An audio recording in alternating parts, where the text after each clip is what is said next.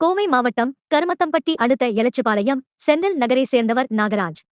தனது தாயுடன் வசித்து வரும் இவர் தமிழக கேரள எல்லையில் உள்ள ஒரு லாட்டரி கடையில் வேலை செய்து வருகிறார். அங்கிருந்து வீட்டுக்கு வரும் வழியில் உள்ள ஊர்களில் லாட்டரி விற்று வந்துள்ளார். கோவை ரூரல் எஸ்பி கார்த்திகேயன் உத்தரவின்படி மாவட்டத்தின் பல பகுதிகளில் லாட்டரி வியாபாரிகள் வீட்டில் நேற்று சோதனை நடந்தது. நாகராஜ் வீட்டில் நடந்த சோதனையில் சாக்கு மூட்டைகளில் பணக்கட்டுகள் இருப்பதைக் கண்டு போலீசார் அதிர்ச்சி அடைந்தனர். 4 பணம் எண்ணும் இயந்திரங்களைக் கொண்டு 8 மணி நேரம் பணத்தை எண்ணினர்.